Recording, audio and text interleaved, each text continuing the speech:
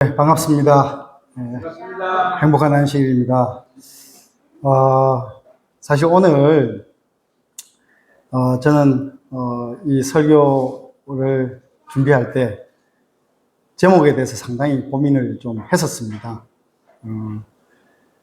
이 정도의 계단 마지막 설교이기도 하고 실제로는 두 개를 나눠서 하려고 했는데 빨리 마무리를 또 하고 싶은 생각과 또 마무리를 해야 되는 생각 때문에 이렇게 오늘 마지막 시간으로 뒀습니다. 그래서 제목을 변장하여 오신 예수님이라는 제목으로 이렇게 설교를 준비를 했습니다.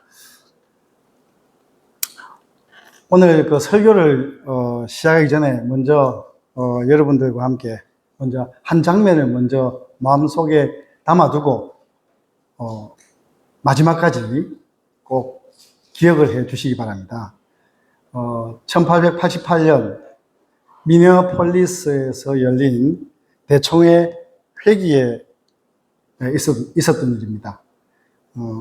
웨그너하고 존스 목사가 예수 그리스도와 믿음으로 말미암는 의에 대해서 말씀을 전하고 있었습니다. 엘렌 화이트도 그 회중 가운데 앉아서 설교를 듣고 있었습니다. 그런데 한 기록은 그날의 모습을 이렇게 전합니다. 웨그너와 존스 목사가 설교하는 것을 들으면서 엘렌 화이트는 회중 가운데 앉아서 무엇을 짜고 있었다고요? 양말을 짜고 있었다. 좀 뜻밖의 모습입니다. 그토록 중요한 말씀입니다. 그것을 들으면서 왜 양말을 짜고 있었겠습니까? 그 이야기는 오늘 마지막 문장에 가려두고 말씀을 마칠 때 이 문장을 다시 읽겠습니다. 그러니까 조심하시기 바랍니다. 성도 여러분, 오늘 우리는 이제 정노의 계단 시리즈의 마지막 말씀 앞에 섰습니다. 오늘 11장 기도, 13장 주님 안에서 기쁨, 이러한 주제를 통해서 우리가 걸어온 신앙의 길이 어디로 향하는지를 확인하고자 합니다. 제가 사실 몇 번 말씀을 드렸지만 이 시리즈 설교를 시작한 것은 책 한 권의 내용을 차례로 설명하기 위해서가 아니었습니다. 옳고 그름을 판단하는 데는 익숙하지만은 사랑하고 품는 일에는 서툴러진 우리의 마음이 다시 예수님의 마음으로 따뜻해지기를 바랬기 때문입니다. 저는 그것을 이렇게 불렀습니다. 사랑과 희망의 재림 신앙. 다시 오실 주님을 기다리기에 오늘 더 사랑하고 세상이 어두울수록 오늘 더 희망을 이야기하고 상처 입은 사람에게 정죄보다 따뜻한 손을 먼저 내미는 신앙입니다. 성도 여러분, 우리는 지금까지 여러 계단을 걸어왔습니다.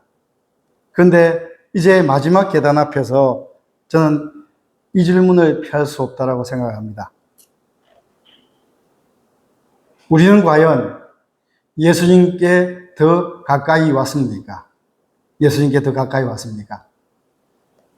성경을 더 많이 읽고 교리를 더 정확하게 설명하고 다른 사람의 잘못을 더 잘 찾아내게 된 것이 과연 예수님께 가까이 온 증거입니까? 결단코 아닙니다. 그리스도께 가까이 간 사람은 하나님의 마음을 구하고 그 마음으로 누군가를 살리는 사람이 됩니다. 그러므로 오늘 우리 자신에게 이렇게 물어봅니다. 우리의 기도는 우리를 하나님의 마음으로 바꾸고 있습니까? 우리의 신앙은 누군가에게 기쁨이 되고 있습니까? 오늘 저는 이 한 문장을 여러분의 마음속에 꼭 담았으면 합니다. 하늘을 향해 모았던 손이 사람을 향해 펼쳐질 때 그 기도는 기쁨이 됩니다.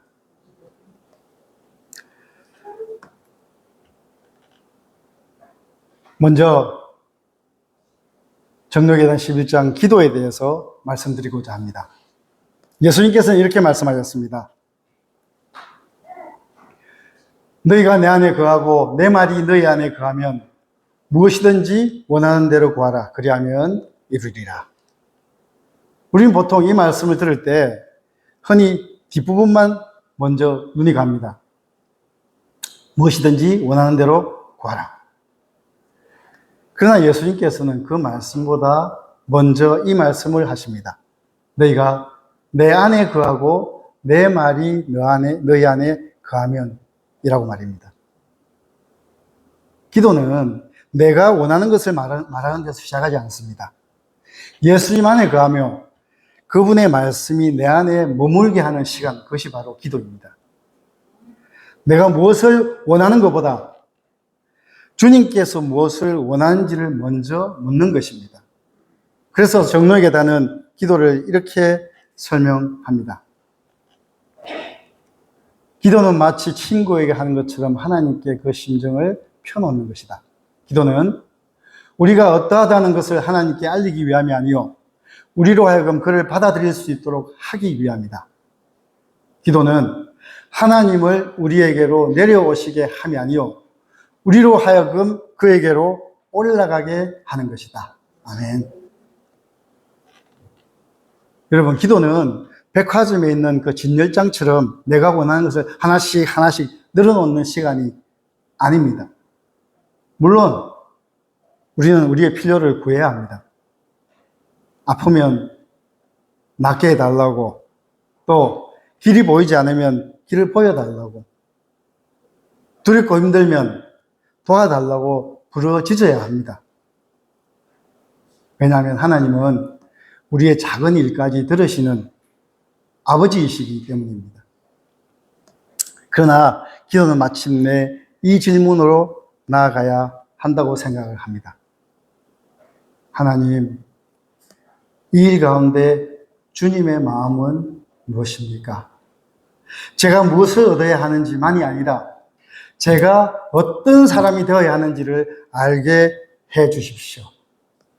성도 여러분, 기도는 하나님을 내 뜻으로 설득하는 시간이 아니라 내가 하나님의 뜻에 설득되는 시간이 되어야 함을 기억하시기 바랍니다. 흔히 성 프란치스코의 평화의 기도라는 그러한 기도문이 있습니다. 실제로 프란치스코가 쓴 글은 아니지만 그리스도인의 기도가 어디로 향하는지를 잘 보여줍니다. 주여, 나를 당신의 평화의 도구로 써주소서. 미움이 있는 곳에 사랑을, 상처가 있는 곳에 용서를, 분열이 있는 곳에 일치를, 슬픔이 있는 곳에 기쁨을 심게 하소서. 위로받기보다는 위로하며, 이해받기보다는 이해하며, 사랑받기보다는 사랑하게 하소서. 아멘. 성도 여러분, 이 기도는 저 사람을 바꾸어 주십시오라고 말하지 않습니다. 먼저 나를 바꾸어 달라고 기도합니다. 미움을 만났을 때 미움으로 대갚지 않게 하시고, 상처를 받았을 때 또 다른 상처를 만들지 않게 하시며, 이해받지 못했을 때 먼저 이해하게 해달라고 기도합니다. 이것이 바로 하나님의 마음을 구하는 기도입니다. 그리고 이 기도는 겟세마네 동산에서 예수님에게서 가장 깊이 드러납니다. 내 아버지여, 만일 할만하시거든 이 잔을 내게서 지나가게 하옵소서. 예수님은 분명히 자신의 고통을 숨기지 않으셨습니다.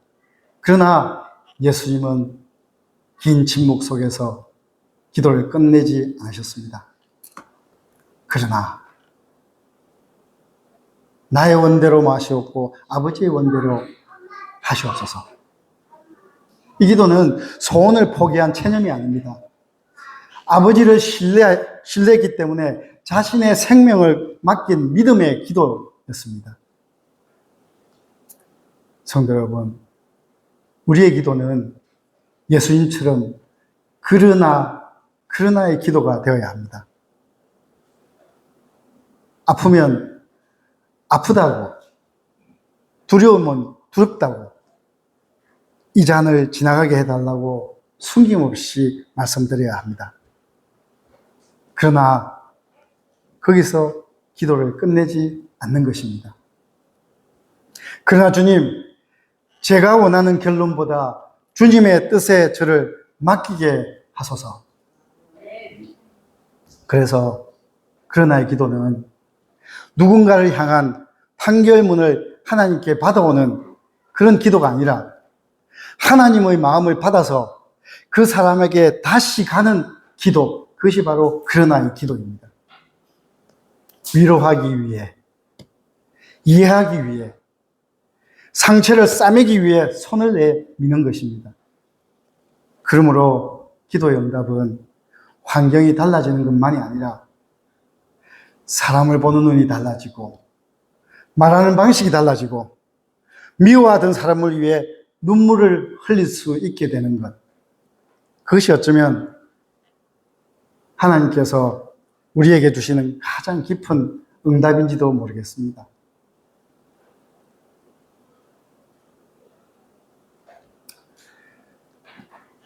성도 여러분, 우리의 기도는 그렇다면 우리를 어떤 사람으로 만들고 있겠습니까? 하늘을 향해 모았던 우리의 손이 기도를 마친 뒤에도 굳게 닫혀 있다면 아직 기도는 끝나지 않은 것입니다. 그 손이 상처 입은 사람을 향해 펼쳐질 때 기도는 비로소 우리의 생애가 되는 것입니다.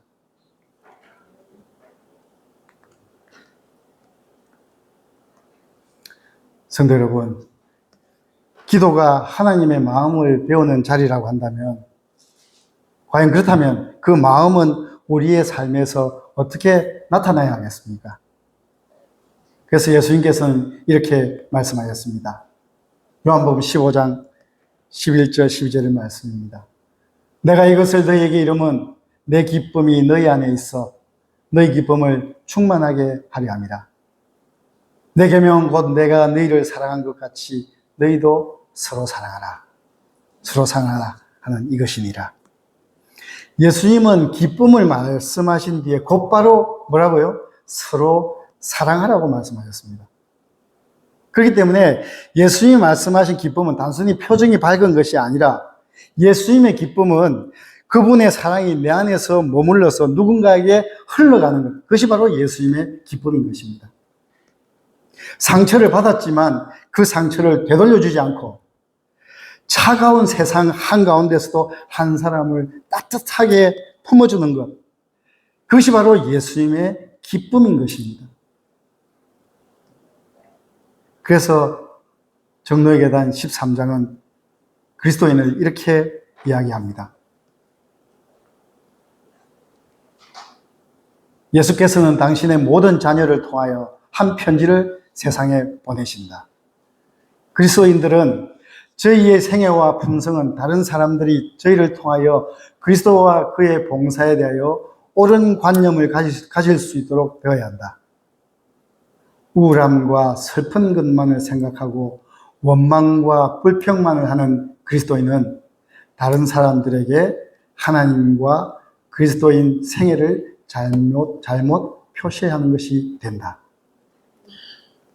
그리스도의 편지, 그리스도의 편지가 되어야 된다고 말씀하십니다. 사람들은 우리의 설교보다 먼저 우리의 얼굴을 읽습니다. 또 우리가 사람을 대하는 태도를 봅니다. 그리고 그것을 통해 예수님이 어떤 분이신지를 생각하게 되는 것입니다. 그래서 정노의 계단은 이 이야기를 한 여인이 꿈꾼 이야기로 글을 적고 있습니다. 아름다운 동산에 장미와 백합화가 피어 있지만 그 여인은 꽃을 바라보지 않고 가시나무만 바라보고 이렇게 말을 했습니다. 이 아름다운 동산이 왜 가시나무 때문에 이렇게 망가져 있는가라고 말입니다. 그러자 안내자가 이야기합니다. 가시나무는 보시지 마시고 그것은 당신을 상하게 할 뿐이니까 그것은 상관하지 마십시오. 그리고 장미와 백합화를 따시기 바랍니다. 라고 말입니다. 그러면서 정로의 계단은 그렇게 해설하고 있습니다. 우리가 가시만 꺾어서 다른 사람에게만 건넨다면 그 사람까지 생명의 길에서 멀어지게 하는 것이 아니겠느냐라고 말입니다. 성도 여러분, 우리말은 무엇을 꺾어서 건네고 있습니까? 과연 장미입니까? 아니면 가시입니까? 위로할 말은 아끼면서 지적할 말은 너무나 쉽게 내뱉지는 않습니까? 우리는 그것을 구별이라고, 경건이라고 부르고 아니면 교회를 위한 충정이라고 말할 때도 있습니다. 그러나 그 말 때문에 한 영혼이 예수님에게서 멀어진다면 그것은 진리를 지킨 것입니까? 아니면 진리로 사람을 찌른 것입니까? 예수님께서는 바리새인들을 향해서 이렇게 말씀하셨습니다. 너희가 박하와 회향과 근처의 11조는 들이되 율법에 더 중한 바 정의와 긍휼과 믿음은 버렸도다. 바리새인들은 작은 규정까지 정확하게 지켰습니다. 그리고 그렇지만 율법의 심장인 긍휼의 마음을 잃어버렸습니다. 진리는 가졌지만 진리의 마음을 잃었던 것입니다. 그래서 예수님도 죄와 외식과 불의를 분명히 견책하였습니다. 그렇지만 정로의 계단은 예수님의 견책을 이렇게 이야기를 합니다. 정로의 계단 1장에 있는 내용입니다. 그는 외식과 불신과 불의를 단연히 견책하셨다. 그러나 그가 그렇게 심한 견책을 하실 때마다 그의 말씀에는 무엇이 섞여 있었다고요? 눈물이 섞여 있었다.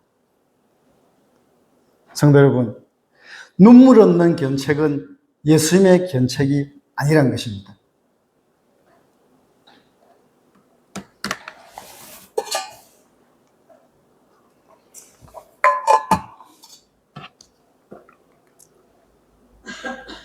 제가 이 말씀을 남의 이야기처럼 할 수 없는 그런 이유가 있습니다. 제 감정입니다. 약 45년이라는 세월이 분명히 흘른 것 같습니다. 45년. 대학 시절 저는 어떤 한 재림교회의 건물을 빌려서 야간학교 교사로 봉사를 했었습니다. 낮에는 힘들게 일하고 밤에는 배움을 위해서 찾아오는 100여 명의 노동자 학생들이 있었습니다. 사실 암울했던 그 시절에 저의 대학 생활의 거의 모든 시간을 그 노동자 학생들과 보내면서 부산의 모라, 또 그것이 끝나면 사상, 그것이 끝나면 계금, 그것이 끝나면 아미동 해서 후배들에게 다 맡기면서 모든 대학 생활을 보냈었더랬습니다. 그런데 한 재림교회에서 어느 날 한 학생이 건물 밖에서 담배 피우는 모습을 한 장로님 눈에 띄었습니다. 물론 그 학생이 담배를 피우는 일이 옳았다는 말은 절대 아닙니다. 그렇지만 그 학생이 그 장로님께 받은 것은 타이름도 기다림도 사랑도 아니었습니다. 정말로 거친 언어와 물리적인 폭력이었습니다. 그리고 결국 그 문제로 인해 그 학생을 포함해서 야간학교 전체가 추운 겨울 아무런 대책 없이 겨울에 쫓겨났습니다. 부끄럽지만 그때 땅을 빌려주고 천막 교실을 짓도록 도움을 준 것은 다름 아니라 당시 부산에서 명망이 높은 한 신부님이었습니다. 교회를 설득했습니다. 그렇지만 돌아온 것은 차가운 언어와 냉담한 반응이었습니다. 저는 결국 재림교회를 떠났습니다. 그리고 그때 함께했던 교사들과 학생들 가운데 재림교회에 남은 사람은 아무도 없었습니다. 진리가 틀렸다고 생각해서 저는 떠난 것이 아니었습니다. 진리가 사랑 없이 사용될 때 한 영혼이 얼마나 깊이 상하게 하는지를 저는 보았기 때문입니다.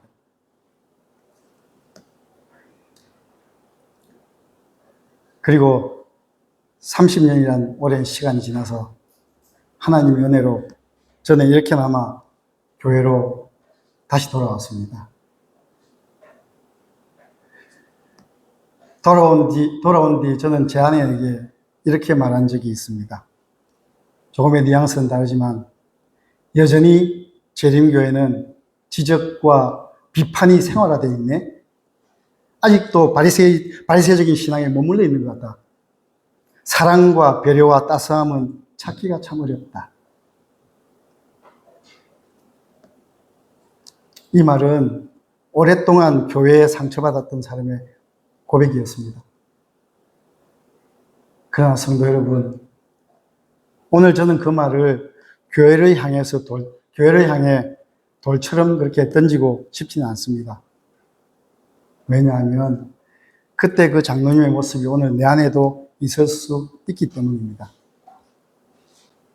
나도 옳다는 이유로 누군가를 함부로 판단할 수 있고 진리를 지킨다는 명분으로 한 영혼의 마음을 짓밟을 수가 있기 때문입니다.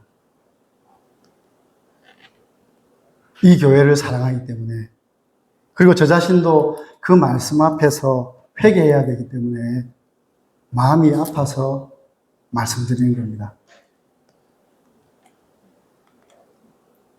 여러분, 사랑 없는 진리는 사람을 구원하지 못합니다. 눈물 없는 견책은 사람을 돌이키기보다 교회 밖으로 밀어낼 수 있습니다. 그래서 저는 여러분에게 맹세합니다. 또 고백합니다. 그리고 호소합니다. 내가 속한 공동체 안에서 서로 찌르는 상처와 아픔으로 인해서 떠나는 영혼들이 결코 없도록 해주시기 바랍니다. 그리고 또 혹시 다른 곳에서 상처받은 영혼들이 있다면 이 공동체 안에 들어와서 위로받고 쉬어갈 수 있게 하시고 또 머물러 있는 안식처가 될 수 있도록 해 주십시오. 그래서 시편은 이렇게 이야기합니다. 눈물을 흘리며 씨를 뿌리는 자는 기쁨으로 거두리로다. 시편 기자는 눈물을 흘리지 말라고 하지 않습니다. 눈물을 닦지 않은 채로, 상처를 안은 채로 그 손으로 씨를 뿌리라고 이야기를 합니다.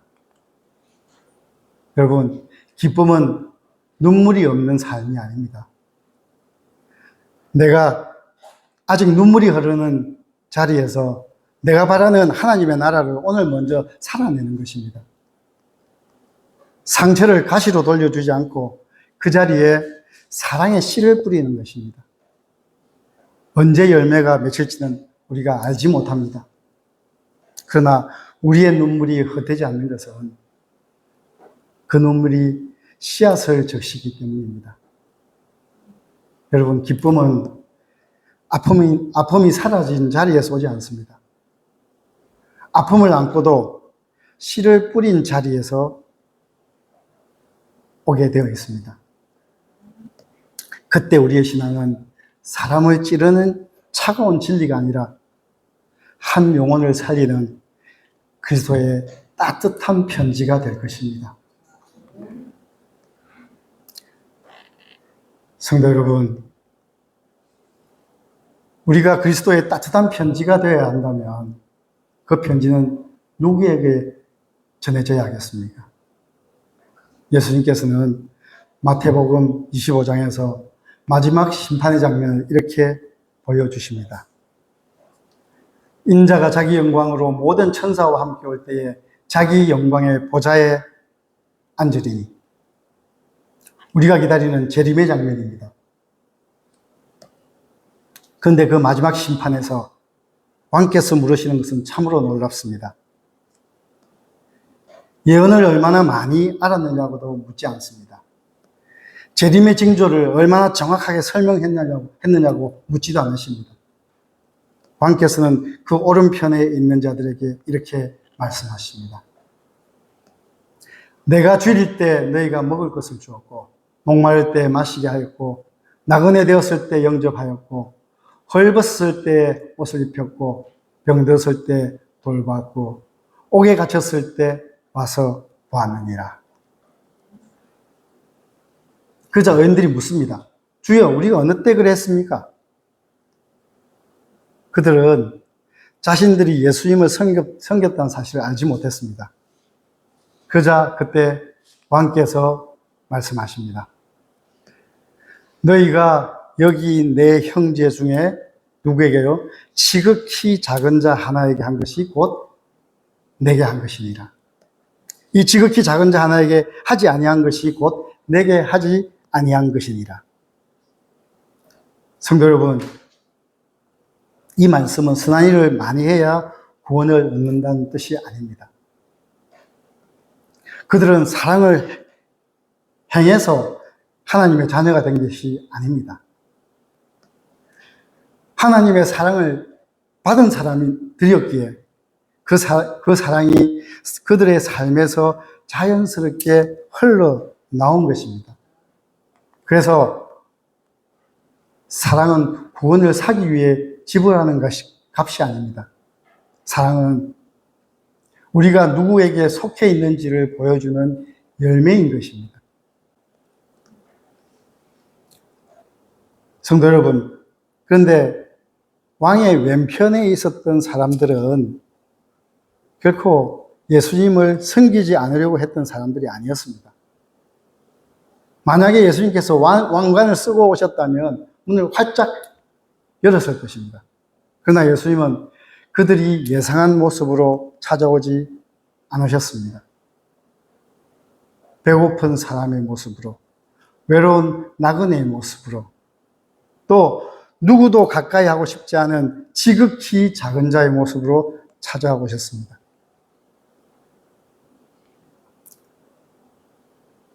성도 여러분, 어쩌면 이것이 우리가 경계해야 할 재림신앙의 가장 두려운 오류일 수도 있습니다. 하늘에서 오실 예수님만 기다리다가 우리 곁에 오신 예수님을 알아보지 못하는 것입니다.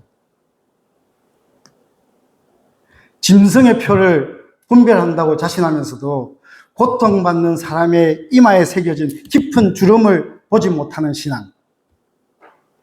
안식일의 시간은 철저히 지키면서도 한 사람의 존엄을 함부로 짓밟는 신앙. 주님께서 그런 신앙을 온전한 재림신앙이라고 말씀하시겠습니까? 성도 여러분, 새 천사의 기별은 이런 말씀으로 마지막 백성의 모습을 보여줍니다. 성도들의 인내가 여기 있나니 그들은 하나님의 계명과 예수의 믿음을 지키는 자라고 했습니다. 요한은 한 백성을 보고 있습니다. 새 천사의 기별이 마지막에 드러나는 것은 정확한 설명만이 아니라 그 복음으로 빚어진 사람이란 사실입니다. 그것을 우리는 남은 자라고 이야기하죠. 그렇다면 그 사람은 어떤 사람입니까? 하나님의 계명을 지키는 사람입니다. 그런데 사도 바울은 그 계명을 이렇게 이야기합니다. 사랑은 율법의 완성이니라. 또한 예수의 믿음을 지키는 자입니다. 우리의 죄를 지시고 십자가에서 죽임을 당하신 어린 양, 그 어린 양, 우리를 온전히 구원하시는 예수 그리스도를 붙드는 그 믿음 말입니다. 성도 여러분, 계명만 있고 어린 양의 은혜가 없다면 그 신앙은 차가운 율법주의가 되고 맙니다. 은혜를 말하면서도 또 순종이 없다면 신앙은 값싼 위로에 머물고 맙니다. 그렇지만 어린 양의 은혜와 하나님의 계명이 한 사람 안에서 만날 때 믿음은 사랑으로 역사하고 진리는 그 사람의 삶에서 사랑으로 살아나게 됩니다. 그래서 성도 여러분, 마지막 심판은 우리가 진리를 얼마나 많이 알았는지가 아니라 그분의 은혜가 우리 안에서 예수님을 닮은 사랑의 열매를 맺었는지를 드러내는 그날이 바로 심판의 날이 되는 것입니다. 그리고 그 사랑은 지극히 작은 자 안에서 예수님의 얼굴을 알아보게 되는 것입니다. 여러분, 마더 테레사는 1952년 인도의 콜카타에서 거리에서 병들고 버려진 사람들이 마지막 순간이라도 사람다운 존엄과 사랑 속에서 머물 수 있도록 죽어가는 사람들을 위한 그 집을 열었습니다. 그녀는 그곳에 온 그 새로운 자매들, 봉사하는 자매들에게 늘 이렇게 이야기를 했습니다. 여러분은 미사를 집전한 사제가 얼마나 큰 사랑으로 그리스도의 몸을 만지는지 보았지요. 여러분도 그곳에서 똑같이 하십시오. 거기에 예수님이 애처롭게 변장하고 계시니까요. 그런데 어느 날 대학을 갓 졸업한 한 자매가 거리에서 데려온 구더기 투성이의 한 사람을 시키고 돌보았습니다. 그리고 돌아와서 아름다운 미소로 이렇게 이야기했습니다. 저는요, 3시간 동안 그리스도의 몸을 만지고 왔습니다. 그리스도의 몸을 만지고 왔습니다. 아마도 그 자매의 손은 떨렸을 것입니다.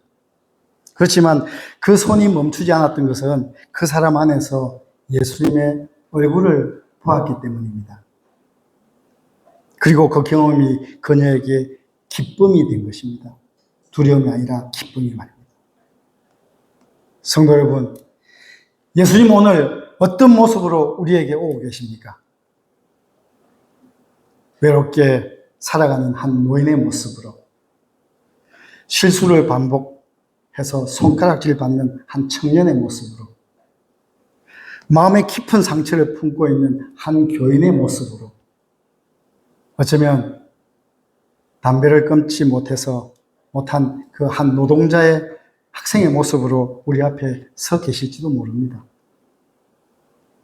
그때 우리는 그의 허물만 바라보겠습니까?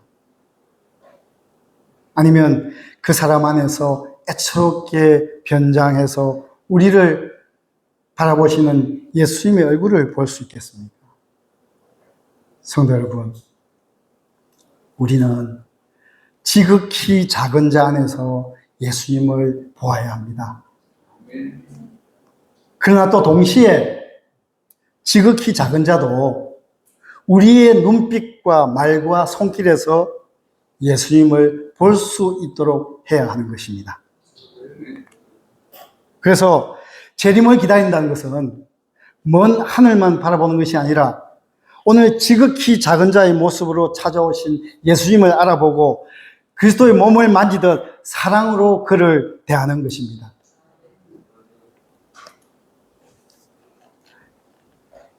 이제 저는 몇 달간 짧으면 짧았다, 길으면 길었다는 정로의 계단 시리즈의 마지막 설교를 마무리하고자 합니다. 이제 설교를 시작할 때 가려두었던 문장을 다시 열어보겠습니다. 엘렌 화이트는 회전 가운데 양말을 짜고 있었다. 북유럽 지역에 있는 교회의 일꾼들은 곧 추운 겨울을 맞이하게 될 것이었다. 그러므로 자신의 가슴은 존스와 웨거너 목사의 설교로 인해 뜨거워지면서도 그녀의 손은 우리 선교사, 북유럽 지역의 교회 일꾼들의 추운 발을 따뜻하게 하기 위해 부지런히 양말을 짜고 있었던 것이었다. 그런데요, 여기에 한 말씀이 더 있습니다. 왜 안 되는가? 왜 안 되는가? 왜 안 되겠습니까? 가슴은 복음으로 뜨거워지고 손은 한 사람을 따뜻하게 하기 위해 움직이면 왜 안 되는 것입니까? 성도 여러분, 우리는 어쩌면 너무 오랫동안 진리를 지키는 일과 사람을 사랑하는 일을 서로 다른 것으로 생각했는지도 모릅니다. 그러나 성도 여러분, 왜 안 되는가? 그리스도의 의에 관한 말씀을 들으면서 추위에 떨게 될 한 사람의 발을 생각하면 왜 안 되는 것입니까? 하나님의 계명을 지키면서도 상처 입은 한 사람을 품어주면 왜 안 되는 것입니까? 잘못을 말하면서도 예수님처럼 눈물을 흘리면 왜 안 되는 것입니까? 다시 오실 주님을 기다리면서 오늘 지극히 작은 자의 모습으로 찾아오신 주님을 사랑하면 왜 안 되는 것입니까?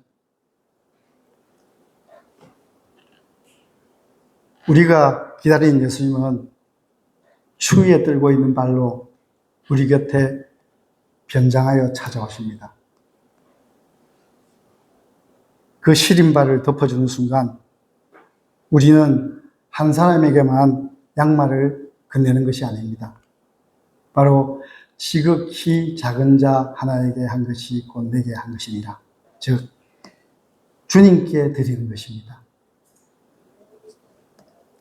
진리를 깊이 할수록 우리의 말에 온기가 되어지고 주님께 가까이 할수록 우리의 눈이 더 낮은 곳으로 향하는 것. 그것이야말로 그리스도께 나아가는 길의 마지막 계단이 아니겠습니까? 여러분, 정로의 계단의 마지막은 다른 사람보다 높은 곳에 서는 것이 아닙니다. 예수님과 함께 가장 작은 자의 자리로 내려가는 것입니다. 사랑하는 성도 여러분, 하늘을 향해 모았던 손이 사람을 향해 펼쳐지고 또 복음으로 뜨거워진 우리의 가슴이 누군가의 추운 발을 덮어줄 때 우리의 기도는 기쁨이 되고 또 우리의 재림신앙은 오늘 사랑으로 살아나게 되는 것입니다. 다시 한 번 더 말씀드립니다. 재림을 기다린다는 것은 먼 하늘만을 바라보면서 그날을 기다리는 것이 아닙니다. 장차 완성될 하나님의 나라를 오늘 우리의 삶에서 먼저 살아내는 것입니다.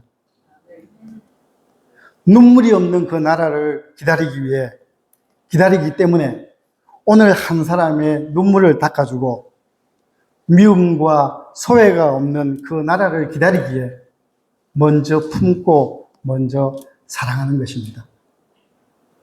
아직 그 나라가 완성되지 않았기 때문에 세상이 어두울수록 오늘 더 희망을 밝히고 현실이 차가울수록 더 따뜻하게 손을 내미는 신앙, 그것이 바로 희망의 재림 신앙인 것입니다. 그리고 그것이 바로 제가 이 시리즈를 시작하면서 여러분들과 함께 꿈꾸던 사랑과 희망의 재림 신앙입니다.